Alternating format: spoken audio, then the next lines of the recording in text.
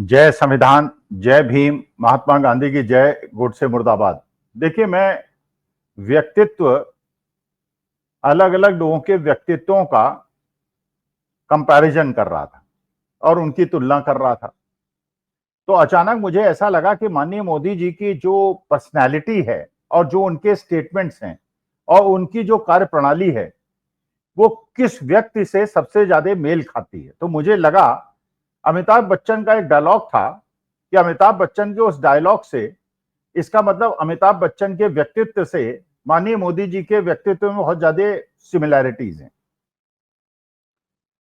देखिए, मोदी जी की आजकल जो भाव भंगिमा है और जो उनकी कार्यप्रणाली है, वो ये है कि हर चीज राम भरोसे हो।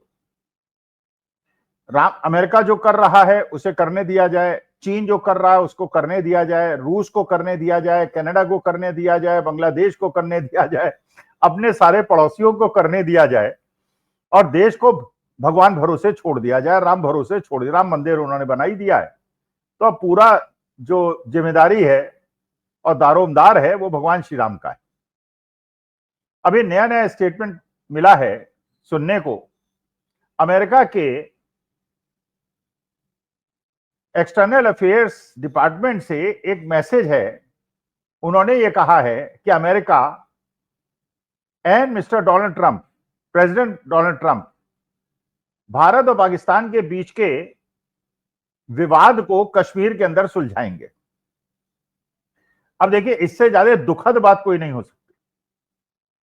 यह दुखद बात इसलिए नहीं हो सकती कि अगर इसमें इंटरनेशनल इशू यह बन गया कश्मीर, तो मानी बात है कि उसके अंदर बड़े बड़े खिलाड़ी आ जाएंगे, बड़े बड़े पहलवान आ जाएंगे। चीन ऑलरेडी कुछ हिस्सा कश्मीर का कब्जा करके बैठा है, कुछ हिस्सा पाकिस्तान के पास है, और जो हमारा एरिया है, भारतवर्ष का एरिया है। और यह भी पता है सबको कि चीन ने पाकिस्तान चीन कॉरिडोर जो बनाया है वो बहुत बड़ा प्रोजेक्ट है, बिलियन ऑफ डॉलर्स का प्रोजेक्ट है, और उससे जो पाकिस्तान चीन और उनके मित्र देशों की जो इकोनॉमिक सुपीरियरिटी है वो बढ़ जाएगी। जबकि आज के तारीख में भारत के सामने पाकिस्तान पासंग भर नहीं ठहरता। लेकिन अमेरिका कह रहा है कि वो उसमें मध्यस्थता करेगा। आपको पता है कि 1971 के बाद जो भारतीय जनता पार्टी के भक्त लोग पूछा करते हैं इंदिरा जी को क्या मिला, इतने पाकिस्तानी सैनिकों को पकड़ के उन्होंने छोड़ दिया। क्यों छोड़ा? क्योंकि शिमला समझौता हुआ था, और शिमले समझौते में यह एग्रीमेंट हुआ था भारत और पाकिस्तान के बीच में कि शिमला में, ये कश्मीर के अंदर भारत और पाकिस्तान खुद सॉल्व करेंगे और कोई मध्यस्थता इसके अंदर नहीं करेगा। और इस निर्णय की वजह से जब भी यूएनओ के अंदर पाकिस्तान ने इस मुद्दे को उठाने की कोशिश की, शिमला समझौते का संदर्भ लेकर हमने उसको धता बता दी। लेकिन कौन सलाहकार था माननीय मोदी जी का? किसने उनको सलाह दी कि पाकिस्तान में जाने वाला पानी को रोक दिया जाए? पहली बात तो ये रोका कैसे जाए, बिना डैम के कैसे रोका जाए? लेकिन चलिए, एक जुमला था, पाकिस्तान को पानी रोक दिया। उसके बदले में चीन ने कहा ब्रह्मपुत्र में डैम बना रहे हैं, भारतवर्ष का पानी रोक देंगे, और चेतावनी दे दी। लेकिन उस चेतावनी का कोई जवाब नहीं दिया गया, कोई जस्टिफिकेशन नहीं दिया गया। गोदी मीडिया के अंदर कोई ऐसा डिस्कशन नहीं हुआ कि अगर ऐसी परिस्थिति बनी, और बांग्लादेश कह चुका है कि जो 7 सिस्टर्स हैं, माने उसकी गिद्ध निगाह हमारी 7 सिस्टर्स पे लगा है, जो उनका पड़ोसी हमारे देश का भाग है। और वहां पे आज भारत के विरोध वाली सरकार है। जब शेख हसीना थी हमारे पक्ष वाली सरकार थी, लेकिन आज मोहम्मद यूनुस की सरकार हमारे विरोध वाली सरकार है। तो बांग्लादेश 7 सिस्टर्स पे निगाहें जमाए बैठा है। चीन कह रहा है ब्रह्मपुत्र का पानी रोक देंगे या छोड़ देंगे, या तो सूखा कर देंगे या बाढ़ कर देंगे। और आपके पानी रोकने के धमकी की वजह से कश्मीर समझौता पाकिस्तान ने रद्द कर दिया। अब आपके पास सोचिए, जब ये इंटरनेशनल इशू बनेगा और डोनाल्ड ट्रंप कह रहे हैं कि वो मध्यस्थता करेंगे, तो आप कहेंगे नहीं साहब, ये तो बायलैटरल एग्रीमेंट है, और बायलैटरल एग्रीमेंट को ऐसे पाकिस्तान कैसे खत्म कर सकता है? जो शिमला समझौता है तो कोई भी आपसे पूछ सकता है क्या जस्टिफिकेशन आपके पास है। जब वो कहेंगे कि जो ये पानी का समझौता था, जो जल समझौता था, ये भी बायलैटरल एग्रीमेंट था, तो इस बायलैटरल एग्रीमेंट में अगर आप रद्द कर सकते हैं तो वो शिमला समझौते को भी रद्द कर सकते हैं। जस्टिफिकेशन आपके पास क्या होगा? बाकी ठीक है, भारत का पक्ष हम लोग रखेंगे, भारत सरकार के साथ खड़े रहेंगे, मोदी जी की सरकार खड़े होंगे, लेकिन टेक्निकल ग्राउंड्स पे आप डोनाल्ड ट्रंप को या बाकी लोगों को कैसे रोक पाएंगे कि वो इसके अंदर मध्यस्थता करें? वो कहेंगे ठीक है एग्रीमेंट खत्म हो गया, अब इसमें हम अपनी दादागिरी करेंगे। अमेरिका ने बार बार जिस प्रकार से हमें संदेश दिया है अपनी स्वेरिंग इन सेरेमनी में न बुला के, बार बार 12-13 बार ये कह के कि भारत और पाकिस्तान के बीच का जो युद्ध समझौता है वो डोनाल्ड ट्रंप ने कराया है, टैरिफ के ऊपर भारत को धमकी देके, भारत के जो अवैध प्रवासी वहां पे थे उनको अपमानित करके बेड़ियां डाल के भारत भेज के, और परसों की घटना है कि एक युवा को वहां पे जिसे यूनिवर्सिटी में एडमिशन मिल गया था और जो लीगल वैलिड वीजा लेके वहां गया था, उसको किस प्रकार से अपमानित किया गया, अपराधियों की तरह ट्रीट किया गया। लेकिन भारत की तरफ से कोई प्रतिक्रिया नहीं है, बल्कि भारतीय जनता पार्टी के लोग इसको जस्टिफाई करने की कोशिश कर रहे हैं कि भाई अगर अवैध रूप से जाएंगे तो ऐसा ही होगा। अगर अवैध रूप से भी जा रहे हैं तो इंटरनेशनल लॉज हैं, आप हथकड़ी डाल के अब मार्च दूसरे देशों के साथ तो ऐसा नहीं कर रहा वो, तो भारतवर्ष के साथ क्यों होंगे? लेकिन उसका कोई प्रतिवाद नहीं हो रहा, उसको प्रोटेस्ट कोई नहीं कर रहा, जबकि हमारे देश की प्रतिष्ठा ऐसी है, जब से हम आजाद हुए हैं हर प्रधानमंत्री के, चाहे अटल जी हों, चाहे मोरारजी भाई हों, चाहे नॉन कांग्रेस प्राइम मिनिस्टर्स हो, लेकिन हमारी इतनी मजबूत स्थिति के बावजूद हमारे साथ ऐसा व्यवहार हो रहा है, लेकिन कोई जवाब नहीं दिया जा रहा। चीन खुल के पाकिस्तान के साथ खड़ा हो गया, उसने कह दिया कि इस विवाद के अंदर हम पाकिस्तान के साथ हैं।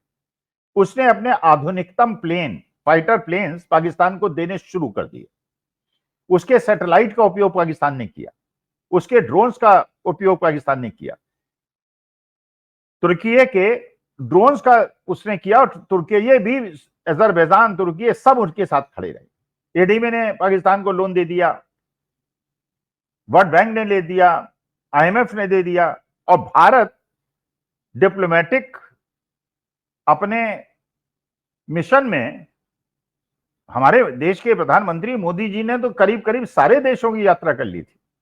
शायद ही कोई ऐसा देश था जहां प्रधानमंत्री मोदी जी नहीं गए, जहां झप्पी नहीं लगे और जहां गिफ्ट नहीं दी, जहां पे 1,500, 5,000, 10,000 करोड़ की गिफ्ट नहीं दी। हर देश के अंदर जहां भी भूकंप आता था वहां 5-10 हजार करोड़ दे देते थे, जबकि अमेरिका उतना नहीं देता था, बड़े बड़े रईस देश नहीं देते थे, मोदी जी देते थे। लेकिन संकट की घड़ी में कोई हमारे साथ नहीं खड़ा हुआ, लेकिन कोई प्रतिक्रिया नहीं है। चीन को यह प्रोटेस्ट नहीं किया जा रहा है कि हमारे पाकिस्तान के बीच का मुद्दा है, आप कृपा करके इसमें बीच में न पड़े। बांग्लादेश को जवाब नहीं दिया जा रहा है। तो ऐसा क्यों हो रहा है? क्या ये इसलिए हो रहा है कि आपकी जो विदेश नीति है, भाई अगर हमारे देश के माननीय प्रधानमंत्री जो 30वीं बार देश के प्रधानमंत्री बने, अगर वो विदेश में जाते हैं तो किसी मिशन के तहत जाते हैं, किसी एजेंडे के तहत जाते हैं। हालांकि आज तक हम लोगों को नहीं पता चला कि उनका एजेंडा क्या होता है, और लौट के कभी वो प्रेस कॉन्फ्रेंस करके ये नहीं बताते जो एजेंडा था उसमें उन्होंने क्या पाया क्या खोया, वो कुछ नहीं बताते। आज तक 11 साल में उन्होंने कोई प्रेस कॉन्फ्रेंस नहीं की। बस ये होता है कि मोदी जी का डंका बोल रहा है। भारत मूल के कुछ लोग वहां एयरपोर्ट में इकट्ठे हो जाते हैं, 150, मोदी मोदी के नारे लगाते हैं, और ये प्रचार प्रसार होता है कि मोदी जी का डंका बोल रहा है। जबकि जो दिख रहा है और जो संकेत दिख रहे हैं, जयशंकर साहब विदेश मंत्री कर क्या रहे थे, उनकी विदेश नीति क्या है, और मोदी जी के विदेश यात्रा का फायदा हमें क्या हुआ। सऊदी अरेबिया, जिसको भारतवर्ष बहुत पुराना हमारा मित्र है वो, और सबसे ज्यादा उनको हम सम्मान देते हैं, और अमेरिका का भी बहुत परम मित्र है, वो भी हमारे देश के लोगों का वर्क वीजा कैंसिल कर देता है। इसका माने भारत के लोग जाके सऊदी अरेबिया में अब नौकरी नहीं कर पाएंगे। हमारे देश के लोगों को अमेरिकन यूनिवर्सिटी में पढ़ने में समस्या होगी, उनके साथ रंगभेद शुरू हो गया, उनके साथ दुर्व्यवहार शुरू हो गया, और प्रोटेस्ट कोई नहीं है।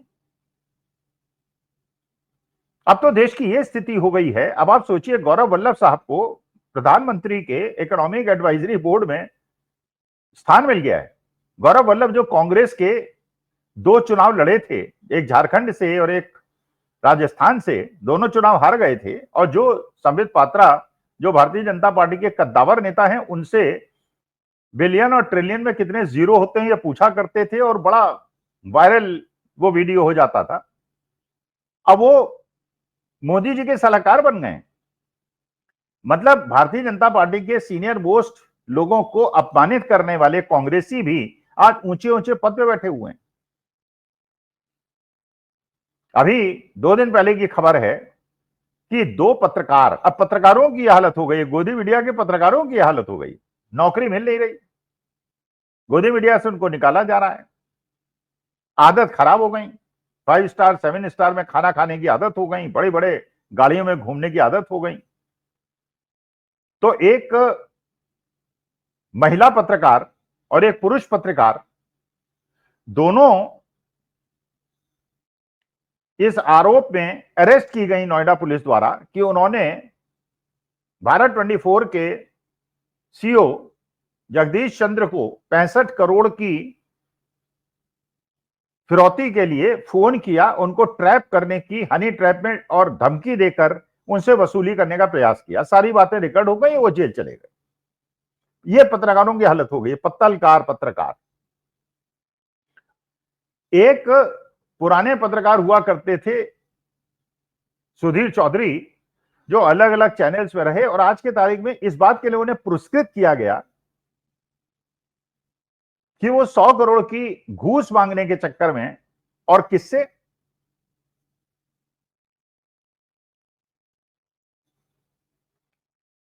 जिंदल साहब से, नवीन जिंदल जेएसडब्ल्यू स्टील वाले, 100 करोड़। और उस समय नवीन जिंदल कांग्रेस के मेंबर ऑफ पार्लियामेंट हुआ करते थे, बड़े उद्योगपति हैं। जेल गए, बाद में समझौता हुआ, नवीन जिंदल बीजेपी में आ गए, मेंबर ऑफ पार्लियामेंट हो गए, और वही संजीव चौधरी जो विख्यात थे और कुख्यात थे घूस मांगने के चक्कर में, वो जेल रह के आए हैं, वो आज के तारीख में एक सरकारी प्रचार प्रसार संस्थान में करोड़ों रुपए की तनख्वाह पा रहे हैं। मतलब इसका मतलब यह है कि वो लोग जो, अब हो सकता है ये जो 2 पत्रकार अभी पकड़े गए हैं, जेल में हैं, एक महिला और एक पुरुष,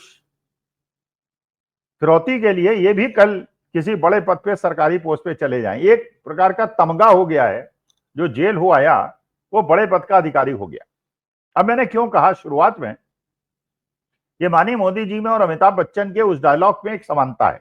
देखिए, अमिताभ बच्चन का वो डायलॉग आपको याद होगा, जब उन्होंने कहा था, जब उनसे पूछा गया था कि अगर आपके सामने एक शेर आ जाए तो आप क्या करेंगे, तो उन्होंने कहा था कि अगर शेर मेरे सामने आ जाएगा तो मैं क्या करूंगा, जो करना है शेर करेगा।